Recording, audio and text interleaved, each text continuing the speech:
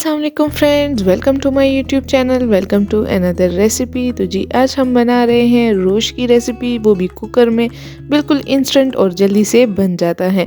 तो सबसे पहले हम रेसिपी स्टार्ट करते हैं। उससे पहले मैंने आपको एक शॉर्ट दिखा दिया है, इतनी मेहनत मैंने की है तो क्यों ना आपको शॉर्ट दिखा के आपको दिखा सकूँ कि कितना टेंडर और मज़ेदार ये रेसिपी बनी थी। तो आप देख सकते हैं कितने मज़े की ये रेसिपी है और बहुत ही जल्दी विदिन 30 मिनट्स आपका रोश बन जाता है। वैसे तो कढ़ाई में अगर हम बनाते हैं या किसी पतीली में तो पूरे 2.5 घंटे लगते हैं। तो चलिए जी रेसिपी स्टार्ट करते हैं। 1 kg मैंने बीफ लिया है। यहाँ आप मटन भी यूज़ लोग करते हैं, लेकिन मटन आपको पता है काफ़ी महंगा होता है, तो बीफ हमने ले लिया है।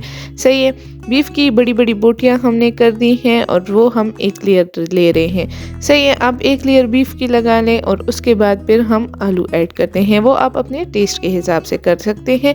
मैंने यहाँ 3 से 4 आलू लिए हैं। उसमें थोड़े से हमने कट्स लगाए हैं। क्यों लगाते हैं कट्स? ताकि नमक अंदर तक चला जाए और आलू बिल्कुल ही सॉफ्ट एंड टेंडर बन जाए और उसमें वो टेस्ट आ जाए, इसलिए हम उसमें थोड़े थोड़े फासले पे कट्स लगा रहे हैं। सही है, इसी तरह 1 बाय 1 हम एक एक आलू को बारी बारी उसमें कट्स लगाएंगे और एक लेयर तकरीबन आलू की लगा लेंगे गोश्त के बाद।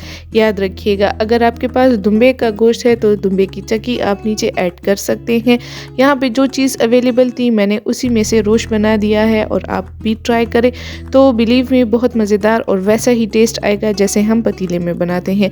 लेकिन आजकल क्या होता है कि गैस की कमी की वजह से मैंने क्या कर दिया है कि जल्दी जल्दी भी बन जाए और हर किसी के पास इतना टाइम भी नहीं होता, तो इस वजह से मैंने कुकर वाला ज़्यादा प्रेफर किया है। और आप भी ट्राई करें तो आपको भी वही टेस्ट आएगा, क्योंकि बिज़ी लाइफ है, इतना टाइम किसी के पास होता नहीं है। चलिए, तो आप देख सकते हैं बारी बारी ये सारे प्रोसेस हम रिपीट कर रहे हैं। देन उसके बाद आपने क्या करना है, ये आलू का लेयर जब हम कर दें उस पर फिर हमने दोबारा से गोश्त को ऐड करना है, लेकिन उससे पहले हम 1 खाने का चम्मच नमक ऐड करते हैं ताकि जो पहले लेयर में है नमक अच्छे तरीके से मिक्स हो जाए, रच बस जाए। उसके बाद हम मैंने एक प्याज लिया है, उसको आप बस सिर्फ 2 टुकड़ों में काट लें और ऐड कर लें एज इट इज़। देन उसके बाद हम क्या करेंगे, यहाँ सब्ज मिर्चें ली हुई हैं मैंने 3 से 4 अदद। हम बहुत ज़्यादा मिर्चें नहीं खाते, इसलिए इतना ही काफ़ी है। अगर आपको ज़्यादा मिर्चें पसंद है तो अपने टेस्ट के हिसाब से आप ऐड कर सकते हैं। सही है, तो अच्छा जी, यहाँ मिर्चों को भी क्या किया है, मैंने काट दिया है और वो ऐड कर दिया है ताकि मिर्चों की जो खुशबू होती है वो उसके अंदर एक फ्रेगरेंस जो उसकी होती है, एक खुशबू होती है, एक मज़ेदार सा टेस्ट जो होता है तो वो अंदर चला जाए। ठीक है, तो बहुत मज़े का ये टेस्ट वैसे बनता है। हर किसी को नहीं पता या किसी ने ट्राई नहीं किया हो, आप ट्राई करके तो देख लें। अच्छा, 3 मैंने गार्लिक क्लोव्स लिए हैं जो लहसुन के जवे होते हैं। सही, उसके बाद आखिरी लेयर हमारे पास गोश्त का दोबारा बचता है तो हम वो लेयर गोश्त का ऐड कर देते हैं और उस पर भी हम नमक ऐड करते हैं। मैं बार बार गोश्त की रेसिपी जब भी ट्राई करती हूँ तो आपसे यही एक बात करती हूँ कि अगर नमक गोश्त पे डाला जाए तो उसमें से स्मेल नहीं आती। 1/2 टेबल स्पून मैंने यहाँ नमक ऐड किया है, क्योंकि फिर बहुत ज़्यादा नमकीन हो जाएगा और वो टेस्ट नहीं आएगा, तो हम इतना नमक ऐड करते होते हैं। अच्छा, मैंने 1/2 कप ऑयल लिया है। ये आप कहेंगे कि ये 2 क्यों लिए हैं आपने, ये तो 1 कप बन गया, लेकिन नहीं, ये 1/4 कप वाला था तो इसलिए मैंने ये 2 ऐड किए हैं और ये 1/2 कप ऑयल बन गया है।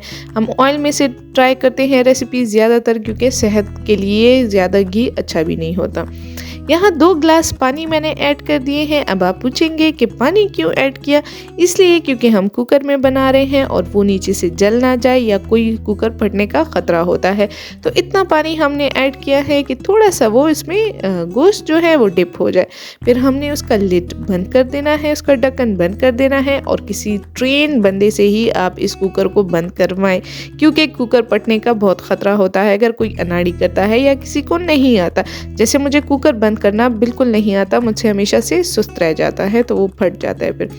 अच्छा, 30 मिनट के लिए हमने क्या करना है, इसको प्रेशर लगाना है और मीडियम टू लो फ्लेम।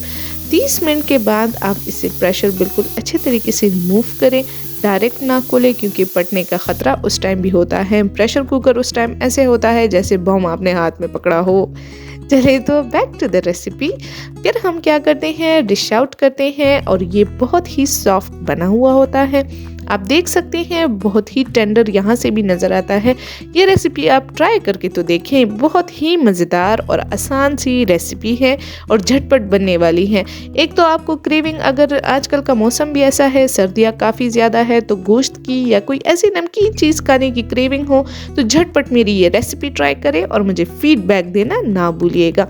यहाँ मैं बारी बारी ऐड कर रही हूँ, आपके सामने ही मैं एक निवाला बनाऊंगी और आपके सामने ही मैं दिखाऊंगी कि कितना ही कोई सॉफ्ट हमारा गोश्त जो है वो गल गया है और मज़े का टेस्ट भी आया है।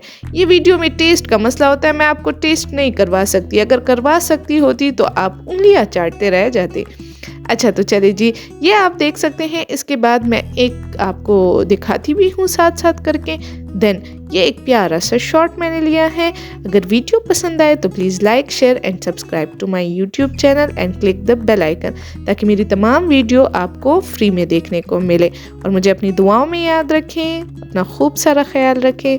थैंक यू एंड अल्लाह हाफिज़। दोबारा मुलाकात होगी नई वीडियो नए रेसिपी के साथ। अगर आपको कोई वीडियो ट्राई करवानी हो या अगर आपको कोई डिमांड हो कि कोई वीडियो आप चाहते हैं कि इस चीज़ ये वाली रेसिपी ट्राई करके हमें दिखाएं, तो ज़रूर मुझे कमेंट सेक्शन में बताना ना भूलिएगा।